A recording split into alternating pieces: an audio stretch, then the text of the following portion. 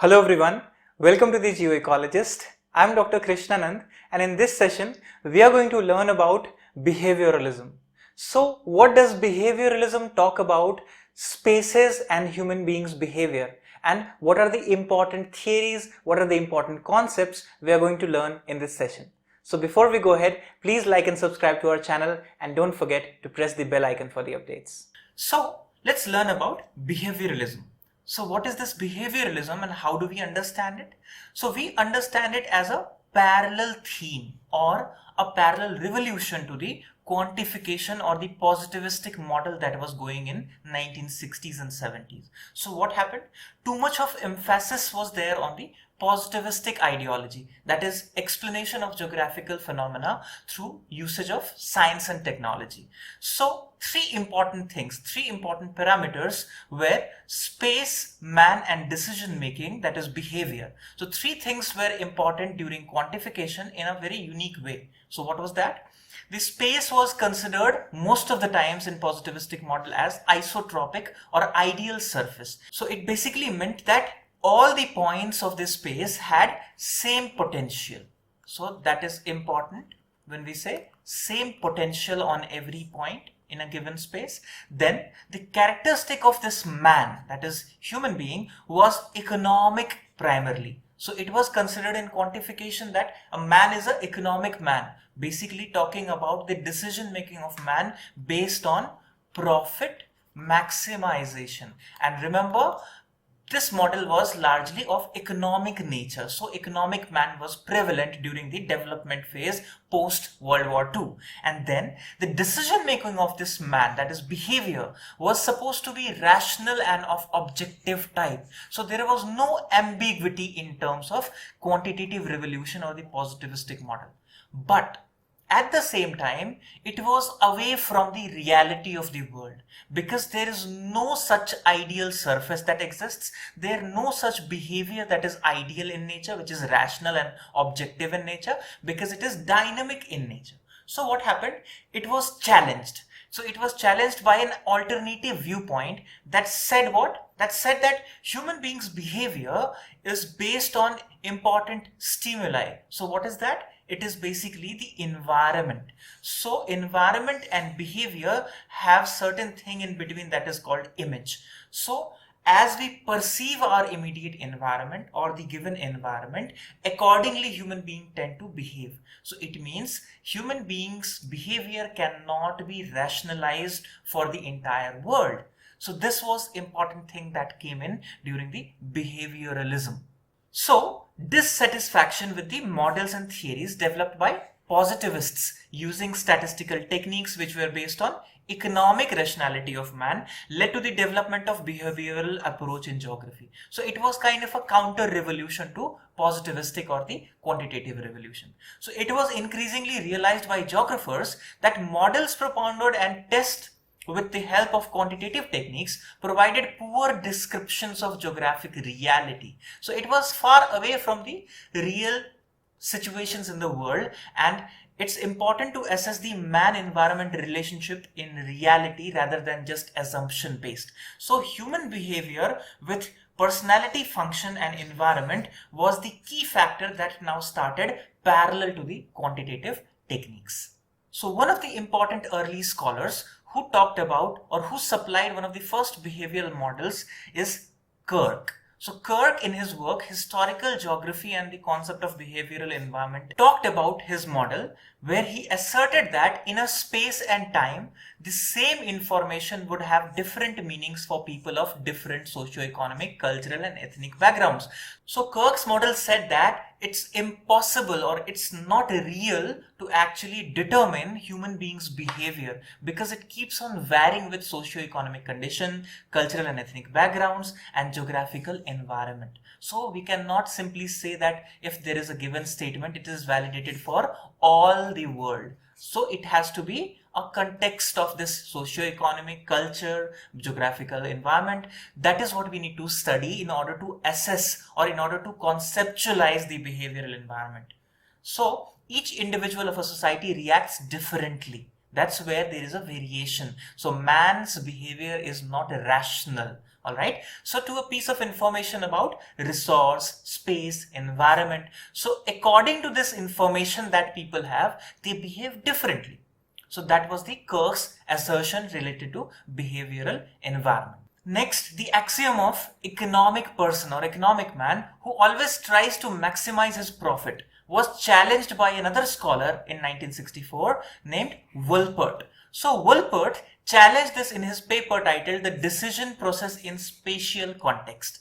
So he compared the actual and potential labor productivity. So remember, there are two words here, actual and potential. So there is something real and there is something which is potential, which can be there. So something like futuristic of what? Of Swedish farmers, and came to conclusion that optimal farming practices were not attainable. So he concluded that farmers were not optimizers but rather satisfiers. So basically they were working for satisfaction rather than just to optimize, which was said in the positivistic models, that man is a rational being, he tries to maximize or optimize his profit, but it was not found so in the study made by Wolpert.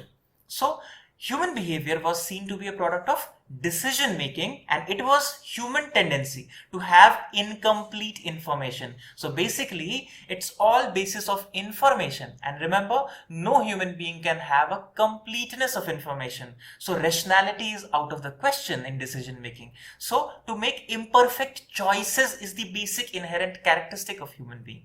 So every human being makes the best choices, but remember, it's not perfect. So perfection is an ideal concept or a quantitative or positivistic ideological basis, which was then said. So human beings tend to satisfy themselves with suboptimal options. So remember, this optimal concept or the maximization was challenged. Then furthermore, it was a psychological twist in human geography which emphasized the role of subjective and decision-making process that mediate the association between what? Environment and spatial behavior of man.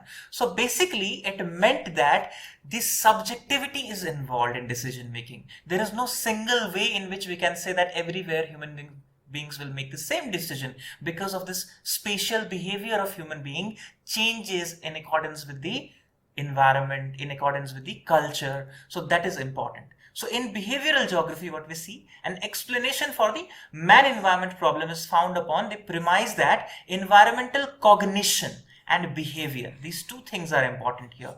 Cognition and behavior. Cognition is systematically setting that knowledge in your mind. So how human beings perceive their environment and accordingly they behave, that is important. So these two things are intimately linked, as it was said in the behavioral geography.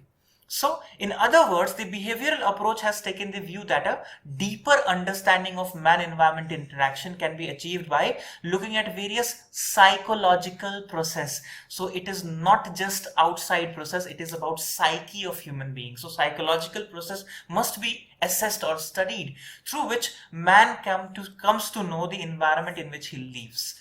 So his decision making, so his behavior can be assessed by psychoanalysis, psychological processes, understanding them. So that is important. And by examining the way in which these processes influence the nature of the resultant behavior.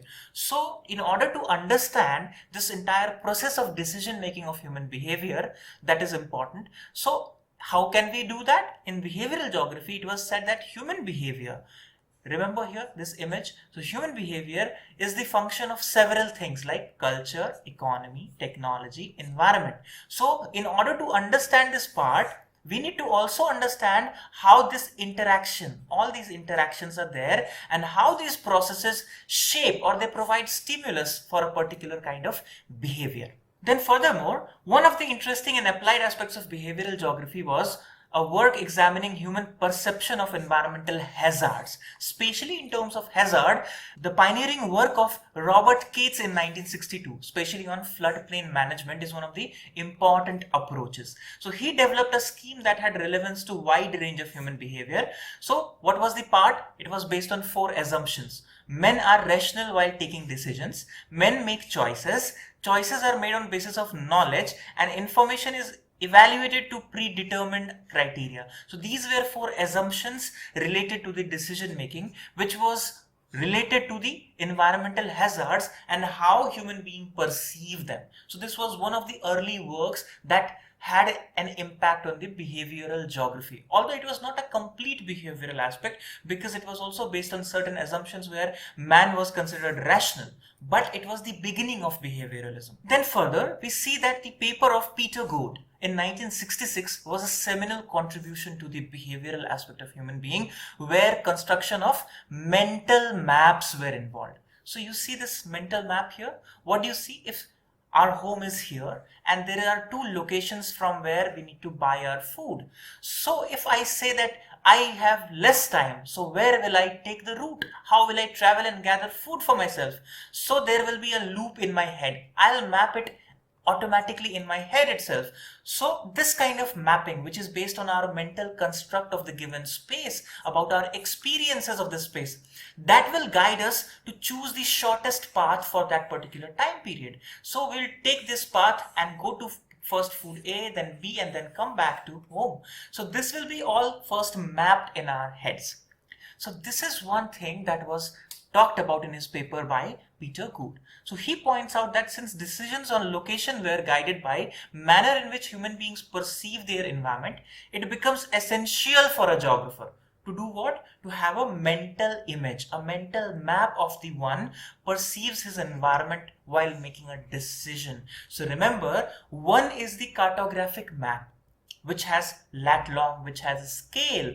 But remember, even on that, human beings tend to remap it through their mental images. So remember, that was being talked as a decision-making factor, decision-making tool that was there in the behavioral geography. So the fundamental arguments of the behavioral geography are: people have environmental images. That was the one point. Then those images can be identified accurately by whom? By researchers, by understanding these constructs, mental images. And then there is a strong relationship between environmental image and actual behavior of the decision-making process of the man. So the behavioralists, the behavioral geography studies these images and the processes related to the formation of these images. Then furthermore, the mental maps are not just images or maps, but an amalgamation. Amalgamation is the combination in a given fraction, in a given ratio of information and interpretation that a person has on a particular thing. So that is important. Then this was further developed by Gould, as we studied in 1966, Downs in 1970, and Stee in 1973. So Gould and White also worked on 1974 and Saarinen in 1979. So what we see is largely the middle part of 1970s and middle part of 1960s. So almost this 10 to 15 years down the line, we see that parallel to quantification, behavioral geography was being worked out. So lots of work was going on in terms of environment perception and behavior. So if you look here, the decision making is now being talked related to so many factors. How decision making, that is behavior, is the resultant of what is there in the real world, how we perceive it through filters, through value system, then make our image and then take that decision. So this was a larger loop being talked in the 1970s. Another scholar, Pred, in 1969 presented an alternative view to this inductive approach of behavioralist. He said that let there be economic man as the basic function. But in his work, the behavior and location were combined. So it was kind of a mixed approach rather than just a behavioralist approach. So the axis of the matrix, it was just a matrix approach as we studied through the works of Pred. So this matrix had quality as well as quantity. So remember, it had a mix of the quantitative revolution as well as the behavioralism. So that is important. And he talked about different phenomena in a matrix which determines the decision making. So it was important that there is a variation in the quantity and quality of information. The position of man on the axis would also change. So the position of man, the behavior of man would change on the basis of what quality and what quantity of information is there. So this was an alternative viewpoint presented during the same time when behavioralism and quantitative revolution were worked parallelly. So now let's look at some criticism of behavioralism. So one of the main weaknesses of behavioral geography is that it lacks in the synthesis. Now this is where important point is, that synthesis of the empirical understanding, synthesis of the empirical findings, poor communication, inadvertent duplication and conflicting terminologies. So the concretization of the concept in terms of a synthesis of new theory which was lacking in this particular behavioral geography. So the terminology and concepts remain loosely defined and poorly integrated in this behavioral geography. That was why it declined. And the most serious criticism of behavioral geography is that it frequently views man as Homo psychologicus. So remember, it basically means that every human being has a similar psychology. That is where Homo psychologicus comes in.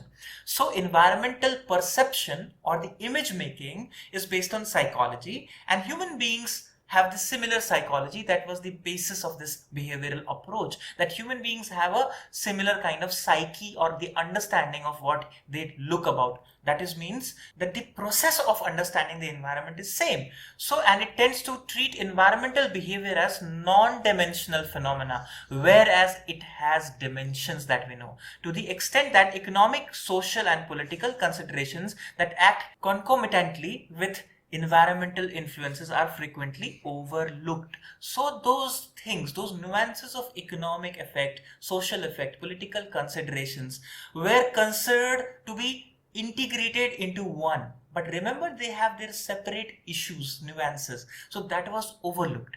Then, in other words, generalization on the basis of small sample studies could not be made the basis of wider important policy decision making. So because it was an inductive approach, small samples were taken and on the basis of that generalizations were comprehended. But remember, it was again far away from the reality on which this entire revolution itself existed. So that was important. So despite several constraints and methodological limitations, behavioral geography is now presently widely accepted with the positivistic orientation. So now today's world has behavioral geography studies as well, but with a tinge or a tint of positivistic orientation. So there is kind of a amalgamation between positivism as well as behavioralism in today's world. So now when we have learnt about the basic idea behind behavioralism, how it emerged and what were the important concepts in the behavioral geography, so in the lectures to come, we are going to learn about more of these modern themes in geographical thought, like for example, radicalism, Marxism, humanism. So stay tuned, stay safe, and all my best wishes to you.